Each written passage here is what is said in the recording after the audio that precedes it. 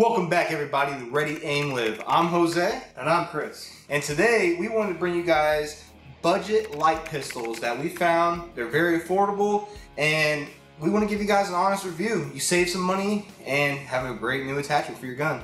Yeah, the cool thing about the two lights that we have here is they're basically right at the exact same price point, but giving you two different ends of the spectrum, and kind of a way you have different options with them, you have different controls with them, different luminosities with them. So you get to see the same price point, but two pretty different options for whatever you would want to use. Completely different options. I mean, we're going to break these off the guns here in a little bit just to give you guys more of a close-up view on the lights themselves, and right away you'll tell the difference in size, and you know, we'll definitely break it in and tell you guys the main key differences in there.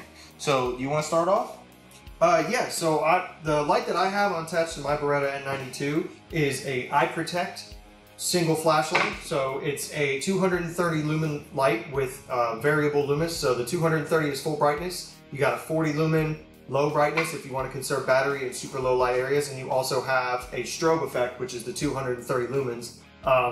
They typically last about 2 hours and 15 minutes on full brightness. I think it said about three and a half hours on strobe and about 6 hours on the low luminous setting, and that is powered by one single battery. So it does keep this light pretty nice and slimmed down, so it's not sticking too far out. You don't have a super huge lens for that light, you know, put a bunch of weight on it. It's nice and light, and I also think it's nice and compact, so you can slide it real close to that trigger guard if you got shorter fingers to actuate the button for the light. Yeah, you have some long ass fingers, man. Yeah. I got some short chubby things, man. So for me, I gotta have it closer. What I went with though, I like a bigger light. I want to see what is in front of me. So I went with this. It's called a GMCONN, GMCONN. So I don't know if I'm saying that right or not, but we'll say GMCONN. I like it. So around $50 price point, 1,200 looms. So that alone right there that's a lot compared to 230. So that was one of the main things I really was looking at when I got this. Now, compared to the battery, this is actually going to have two batteries powering this, but it will power it for 2 hours. So obviously you're not going to have this light running for 2 hours straight, but hey, if that's what you want to do, you got 2 hours to go before you got to replace that. Yeah, so they're coming, like I said in the beginning, they're coming in about the same price point. Mine's coming in at $40. His is about $45. You're going to get a little bit more bang for your buck with that because you're going to get more lumens out of it. But you got to keep in mind that you're also going to be spending double the money in batteries about the same time frame. You know, depending on how often you use these things, that might be a real consideration. How much money? Because those C123A batteries, they're not like a AA. They got a decent price point on them. That's the worst thing, dude. When I go to the store trying to find batteries, and you're like, oh, I need a couple AA's for the kids' toys. Go there, damn, 12 bucks for some batteries. It all adds up. But you know, one thing we wanted to point out on these two is there's two different options to your lights. You know, Chris, on his, he has a push button. Mine actually has a lever. So I know that is a lot of personal preference between the user, and like me and him exactly. He prefers a button, I prefer a lever. It's just how it is. But we wanted to bring two guns that have both of those differences in them. Absolutely, and I think it's probably better if we go ahead and take these off our guns and show it up nice and close so they can see exactly what we're talking about, see the different styles of how they attach, and just see the complete size difference between the two of them, because although they might look pretty similar here on camera from this distance, but there is a pretty sizable difference, you know, considering what they are. And weight too. You gotta add that. Yeah, there's definitely a noticeable weight difference. Now, a pistol light is typically not very heavy in the first place, but when you're hanging it off the front of your barrel, you know, every half ounce to an ounce counts. Oh yeah, some people don't take that into consideration. All your attachments to your guns, adding all that weight, it changes your shooting. All right, well, let's break these down and let's get into these lights. Alright guys, now we broke these down off the guns and we want to really get into them. So I'm going to start off with mine. Like I said, this one is a lot larger. Get this 1200 looms lens here. Now this one's real, like I said, two batteries it takes. So this little hatch will pop down and then this will pop up. I can do it for you, but there we go. So you put your two batteries here. We'll close this back up. Done. And now you got a light. And actually, that's a pretty cool little mechanism they have to change those batteries out. That's pretty simplistic. You know, it's got a nice tension on it because I tried to pull those batteries out earlier and I did not do it that easily. Yeah, you got to push this plate in and then hit the latch. Yeah, so again, that's pretty simplistic considering. So This is mine, the iPROTEC 230 lumen. As you can tell, the lens is quite a bit different. Yeah, the size difference, you do side by side, the size difference is quite different. This one takes a singular battery. You have to unscrew the lens, and there's your singular battery. Same battery as his, just one of them, and that's one of the reasons you get same operational hours with a little less lumens. So his has got that lever on it. This one has buttons side by side. So you click the button and the light turns on. You got your 3 different settings, and if you do a quick click, you've got a strobe. Yep, and then here's your lever on there. You got these little levers you hit, and that controls everything. And those are the 2 big control differences that we wanted to show you guys, because there is definitely some objective views on what is the better way to use it. Honestly, whatever you like that's best for you is the correct answer for you. Might not be the correct answer for somebody else, but that's why there's options out there. Yeah, it's all personal preference, man. I mean, everyone has what they like. So it's great that we can come in and show you guys these 2 different versions, because like I said, it's up to the user. And these are great price points, guys. I love it. Yeah, absolutely. And you know, that, like we said, they are budget, so they're not, you know, the absolute best in the world. I'm sure there's better products out there, but you're definitely going to be paying for what you get. But for the price point, I think you're definitely getting, like I said, a lot of bang for your buck. So, but I did want to roll into something that bothers me about this light in particular. Okay. So the mounting systems on our 2 lights are a little bit different. Mine's got 2 screws on each side that screw into each other, and you've got this little, the side of the rail right here opens up with a spring-loaded latch for your Picatinny rail. My biggest pet peeve about this thing, and I'm sure there's probably a way to change it out or something out there to change it up, these tabs on the side, as you can tell, even when you screw it all the way down, they protrude so far out on that light. Yeah, they do. That finding a holster that's going to hold this light is probably not going to happen. Custom. The only thing that I own that holds this Beretta with this light on it is some cheap cloth, not really cloth, but like that super harder, soft material. 90% of the time, I have no idea what the fuck I'm talking about. That's a drop leg holster that stretches a lot, but even still, when I'm pulling it in and out, it's dragging and ripping on the inside. I can hear it. Yeah, that was cheap, so yeah. I'll tear that thing up all day long. But when you're trying to find a good carry holster for something that you're actually gonna carry IWB or even OWB, something that's a good Kydex holster, even leather holster, you're not gonna find one that's gonna accept these. I can almost guarantee you that. Yeah, that's a very hard thing. I mean, if you are gonna go that route, I do suggest Kydex, getting them personally pressed at like gun shows. I think that's the easiest way. I've seen anyone with mods to their guns, they go there and they get it custom fitted, and it's perfect for them.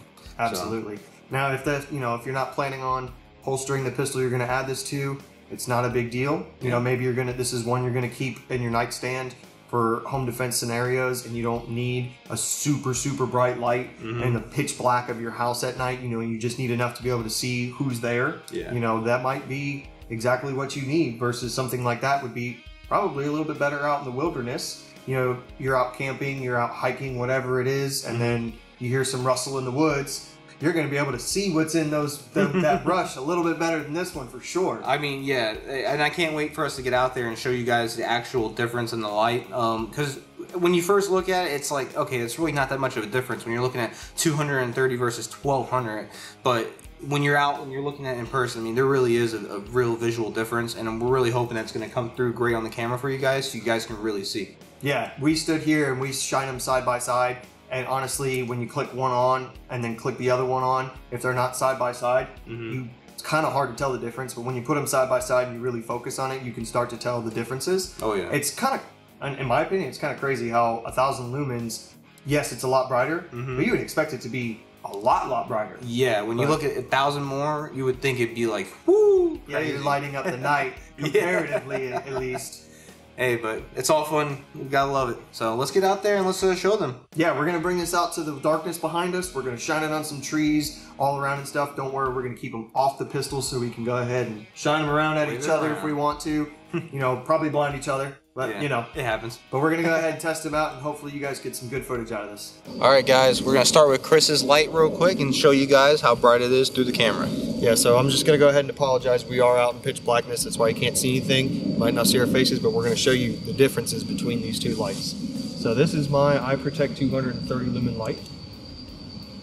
So we saw this before we started recording. The lights don't really pick up the same way as you do with your eyes. So this one definitely looks a little bit dimmer on camera than it is right now. But I will tell you, I can see a pretty wide range, probably about a 30-foot radius left and right that I can see that's fully illuminated, and a good about 5-foot wide main spotlight circle. So it's pretty good. And then I've got my dimmer setting here. Obviously it's a lot dimmer, you know, 230 to 200 to 40 lumens is a pretty big difference. And I've got my strobe. I don't know if the camera's going to pick that up, but it does have a rotating strobe. It's pretty good. I honestly really like it for what I paid for it. Heck yeah. All right, I'm gonna go with my GMCONN and my 1200 looms. See how it goes. Oh yeah, that's a bright one there, bud. That is definitely a big difference. Huge. So as you can see in the camera, we know it's picking up pretty well on the brightness. I mean, I don't know about exact measurements, but oh, I just ballparked him. He's probably looking about the same, to be honest. Maybe a little bit less when it comes to the width. The main thing we found out is that it's just the light itself is way brighter in the center part. Absolutely. Way more abstract right there. So, and then obviously on here, I also have the strobe. So, but no rotating. It just stays like that.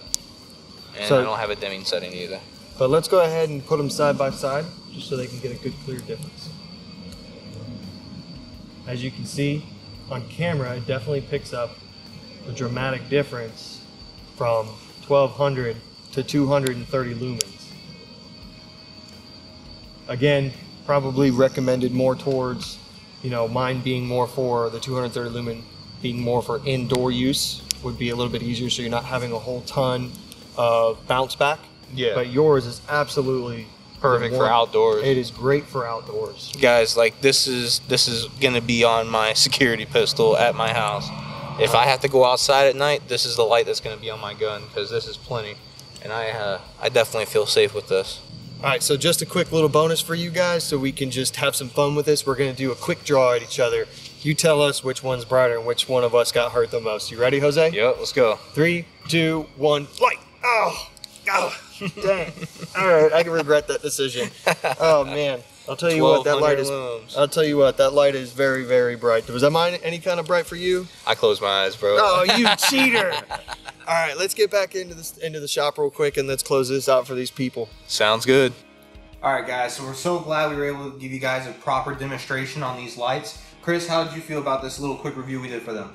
Honestly, when it comes to lighting systems, I know that there's a ton of options out there, and typically it's hard to trust these budget options, but from our experiences and what we could show them, I do believe that if you're looking for something that's budget, these are definitely some great options. And wow, it is a pretty big difference, especially on camera. Yeah, I was much more dramatic. I was definitely shocked on that. But guys, I'm all about budget stuff, man. Gas is so high, bills, inflation, everything's so expensive. So why can't you save money in your hobby and the things you love? Try out a budget pistol. I know they say you get what you pay for, and don't get it twisted. Yeah, Streamlights and all that, they're so nice, but come on, for $50, like, this is pretty badass. Yeah, you kind of can't go wrong when you're spending $40 to $50 on a light like that, because on a realistic standpoint, we're not beating these things up. No. We're not going out, we're not operating, we're not police officers, we're none of that. These are, you know, either going on our everyday carry guns, where it's just kind of be sitting on our persons, sitting in our vehicles, or sitting in a nightstand or something along those lines. So, you know, they don't have to be the absolute most durable lights in the world. They just have to work and work reliably. Did yours have any waterproofing on there? Because I know this is a i5 water resistant, I'm sorry.